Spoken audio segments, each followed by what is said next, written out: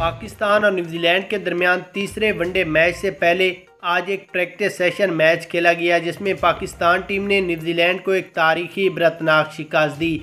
आखिरी 6 गेंदों पर 24 रन चाहिए थे तो फ़खर जमान ने 4 लंबे लंबे इकट्ठे छक्के लगाकर न सिर्फ न्यूजीलैंड को इबरतनाक शिकस्त दी बल्कि उनको तगनी का नाच भी नचाया।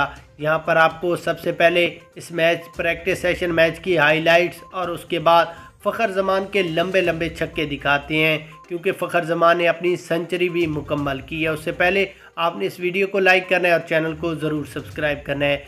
उसके बाद अगर यहाँ पर हम सबसे पहले इस मैच की बात करें तो न्यूजीलैंड टीम ने पहले बैटिंग करते हुए मुकर्रर 50 ओवरों में 302 रन्स का टारगेट दिया, सिर्फ 3 खिलाड़ियों के नुकसान पर, जबकि पाकिस्तान टीम ने 302 रन 50.5 गेंदों पर 302 रन्स बनाए। फ़खर जमान ने 7 छक्के और